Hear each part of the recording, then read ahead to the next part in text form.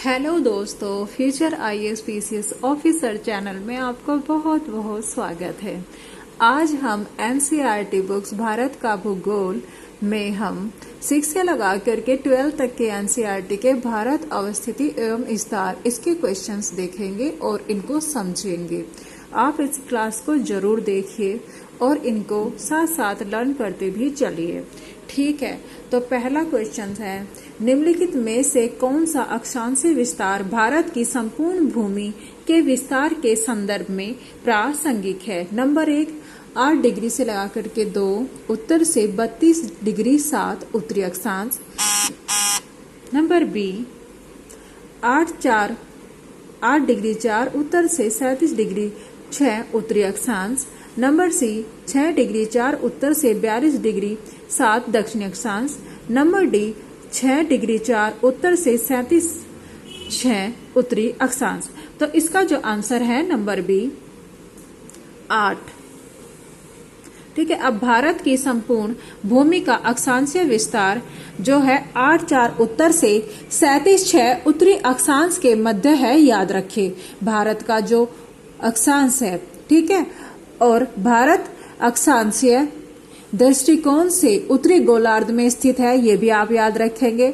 और विषुवत रेखा के समानांतर खींची जाने वाली समकोणीय काल्पनिक रेखाओं को अक्षांशीय रेखा के नाम से जाना जाता है। याद रखिए।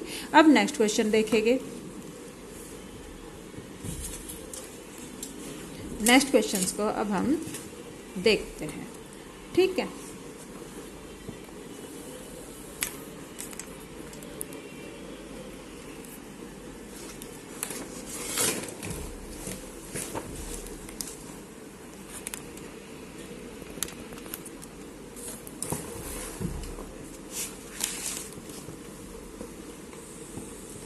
निम्नलिखित कथनों में से कौन सा कथन भारत के संदर्भ में सही है? अब आप देखिए, भारत विश्व का 5वां बड़ा देश है। इसमें पूछा गया भारत के संदर्भ में सही है, जो कि एकदम गलत है। ठीक है, नंबर बी पे दूसरे पर है, यह स्थलमंडल के कुल क्षेत्रफल का लगभग 2.4 भाग अधिकृत किए हुए है, जो कि बिल्कुल राइट है। नंबर 3 पर है, संपूर्ण भारत उष्ण कटिबंध में स्थित है। ठीक है, ये गलत है। नंबर 4, 82 डिग्री 30 पूर्वी देशांतर का उपयोग भारतीय मानक समय को निर्धारित करने के लिए किया जाता है। तो जिस आंसर में 2 और 4 है, यानी कि नंबर डी इसका आंसर हुआ। अब इसकी व्याख्या याद करो। भारत के संदर्भ में कथन 2 और 4 बिल्कुल सही है। भारत विश्व के स्थलीय धरातल के लगभग 2.4 भाग पर विस्तृत है। भारतीय मानक समय का निर्धारण 82 डिग्री 30 पूर्वी देशांतर के द्वारा किया जाता है। यह मानक समय इलाहाबाद के पास नैनी से गुजरता है। याद रखेंगे। कथन 1 और 3 सही नहीं है। भारत क्षेत्रफल की दृष्टि से विश्व का 7वां बड़ा देश है। याद रखें, भारत का दक्षिणी हिस्सा उष्ण कटिबंध में आता है, जबकि उत्तर भारत उपोष्ण कटिबंध अथवा कोष्ण शीतोष्ण कटिबंध में स्थित है। ये बात आप याद रखेंगे। अब हम नेक्स्ट क्वेश्चन को देखेंगे, नेक्स्ट क्वेश्चन को लर्न करेंगे। ठीक है,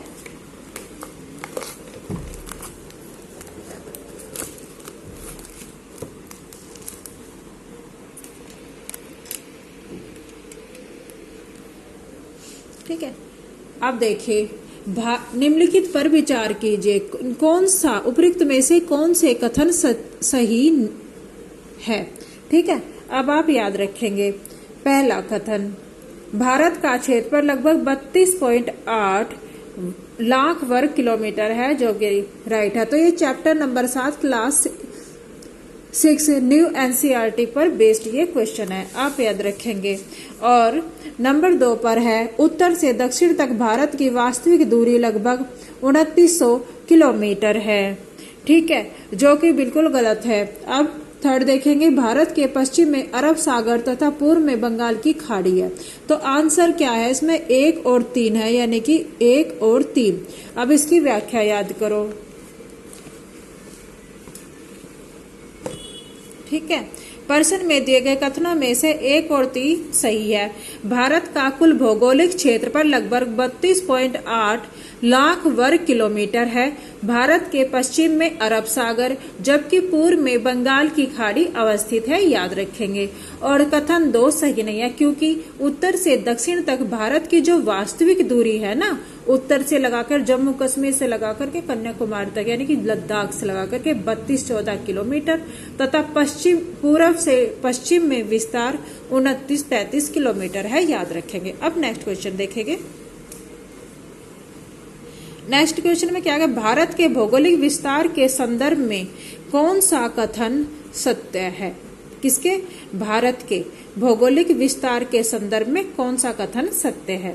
अब देखिए, भारत के मुख्य भूभाग के दक्षिण पूर्व में अंडमान और निकोबार द्वीप समूह है, नंबर ए। नंबर बी पर है भारत के उत्तर पश्चिम में लक्षद्वीप समूह स्थित है। नंबर सी, मकर रेखा भारत को 2 बराबर भागों में विभाजित करती है। नंबर डी, भारत का सबसे दक्षिण बिंदु इंदिरा कोल है। आंसर है इसका ए। भारत के भौगोलिक विस्तार के संदर्भ में ए कथन सत्य है। भारत के मुख्य भूभाग के दक्षिण पूर्वी भाग में अंडमान निकोबार द्वीप समूह स्थित है। यह बंगाल की खाड़ी में स्थित है। इसके अतिरिक्त भारत के दक्षिण पश्चिम भाग में लक्षद्वीप समूह स्थित है। कर्क रेखा 23.5 उत्तरी अक्षांश भारत को 2 भागों में विभाजित करती है।